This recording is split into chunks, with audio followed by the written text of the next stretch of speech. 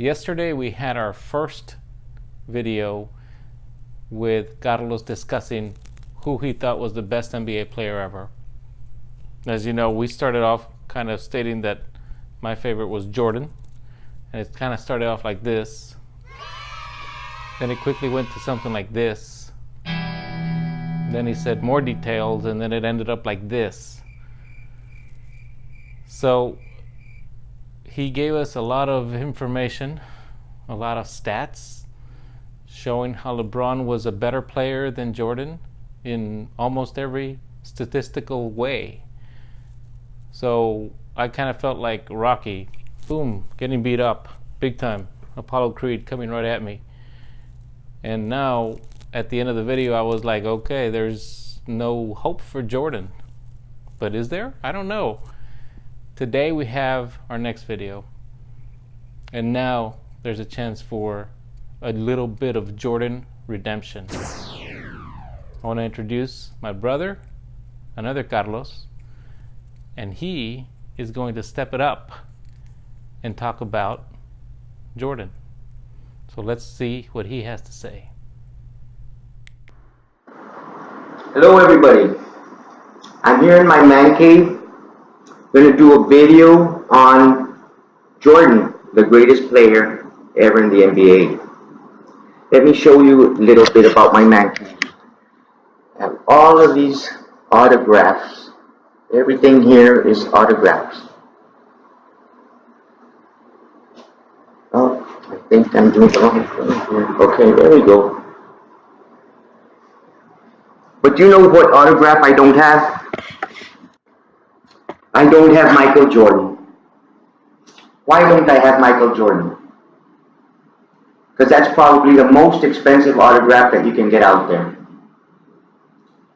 I wish I had a jersey that had his signature, but way too expensive. Way too expensive. I could afford a LeBron one if I wanted to, but I don't want to. I wish I had his basketball card, his rookie card. But you know what? It's way too expensive. And can't afford it. But you can afford just about any other card you want. You know who sets the prices for these things? Collectors set the prices for these things. And why do collectors set these prices? Why is his the highest?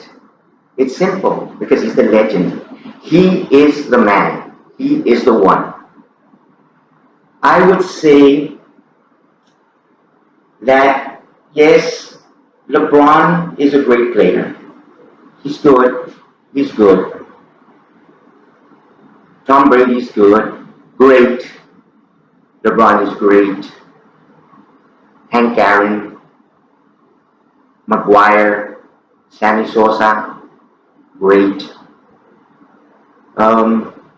Boxer that comes to mind, Larry Holmes, great. LeBron is on their level. Yes. But you know what? Michael Jordan is way above him. It doesn't matter how many people or what the record that Larry Holmes had was, doesn't matter. The number one person in boxing is Muhammad Ali. He was the greatest. He's number one. His things are the most expensive. Doesn't matter how many home runs Hank Aaron hit. Doesn't matter how many home runs Mark McGwire hit. It doesn't matter how many home runs Sammy Sosa hit. Those things don't matter. The number one person in baseball, Babe Ruth. Same thing in basketball. Same thing in basketball. These are great. Michael Jordan is above them all. That's why everything that has his name on it is a lot more expensive. Because everybody knows, collectors know, people know, the majority of the people know, and they would pay these prices for him.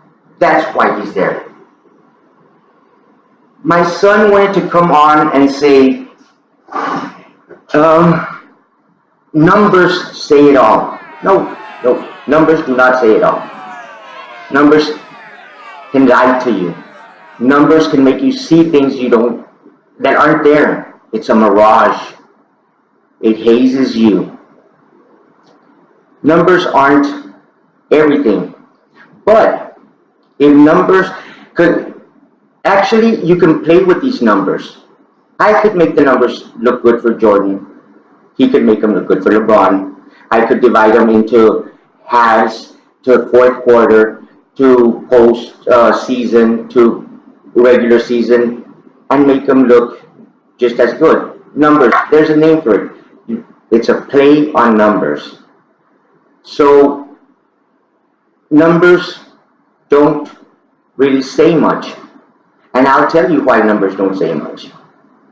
Look, old man, bad knees. I'm going to play a one-on-one basketball game against you. You're young. And the game is up to 15. You know what?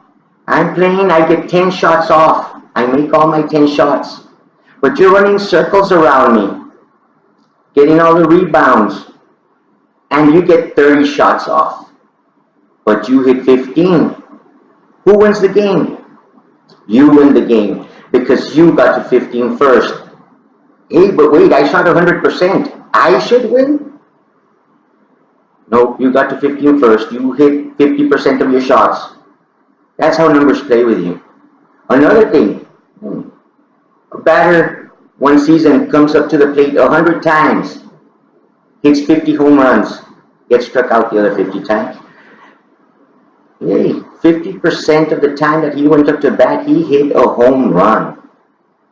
Yet, another player comes up to bat 200 times. Player number 2, he got to bat 200 times.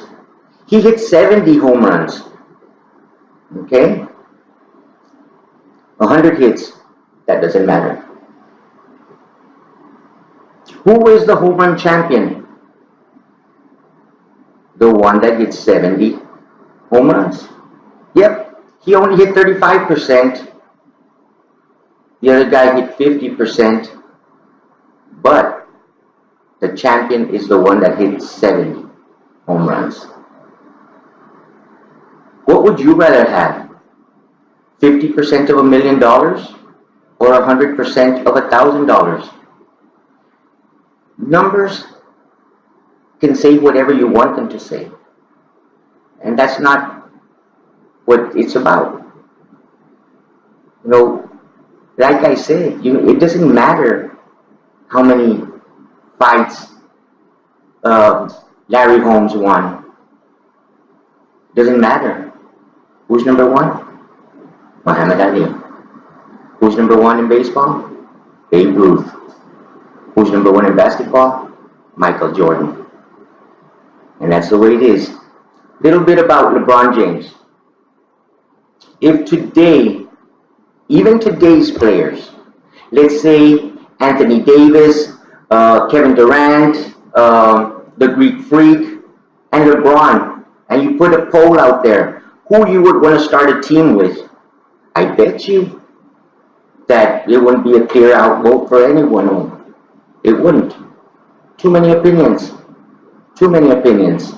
But when Jordan was playing, I think that the majority of the votes would say, I want to start a team with Michael Jordan. Michael Jordan was the man. Like I said, numbers can lie.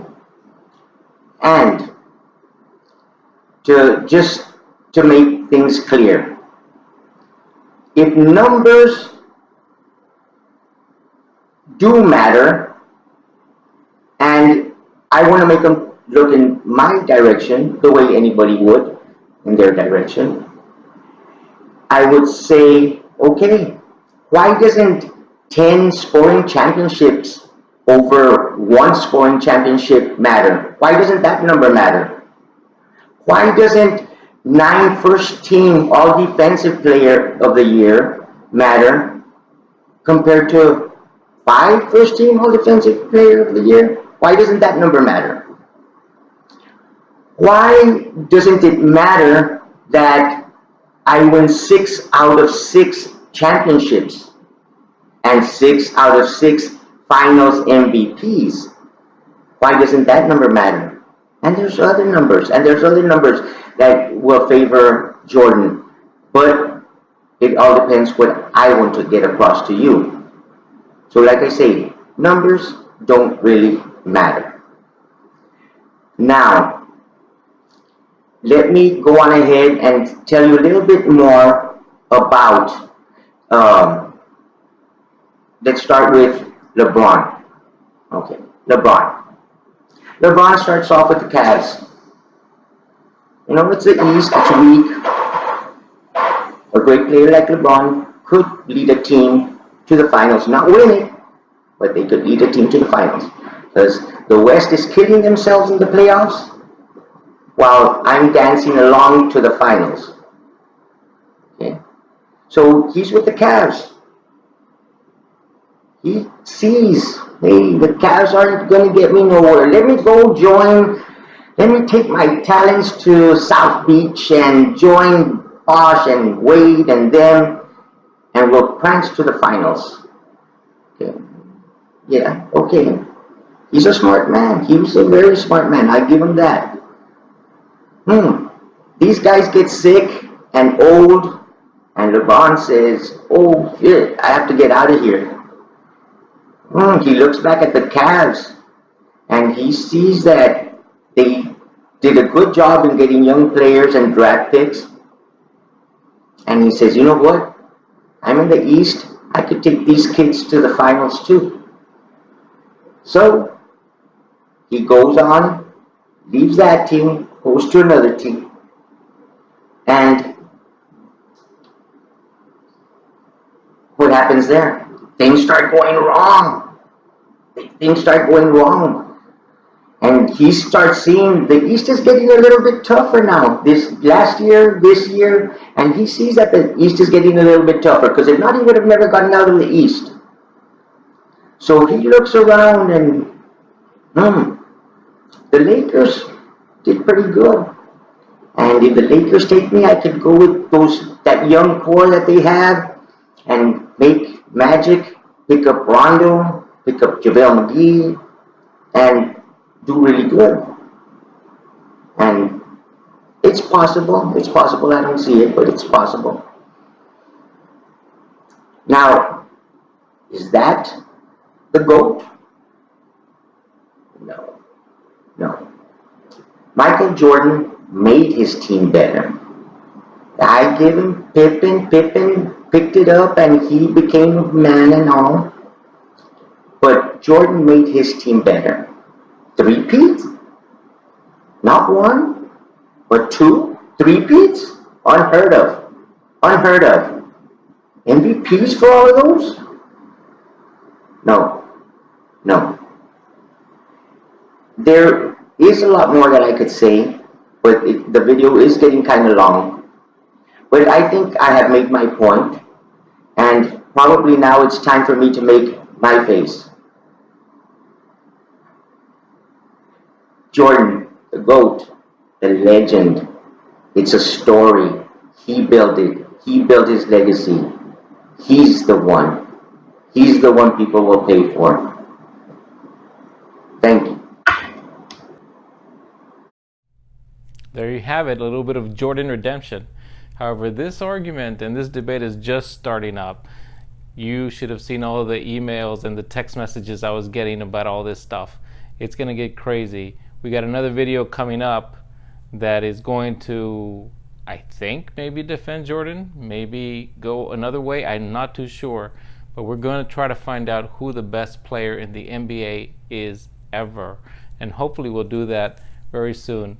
We'll have another video about this, then we'll have a discussion about it, and then hopefully at the end we will draw some conclusions as to who it is. We'll see you next time.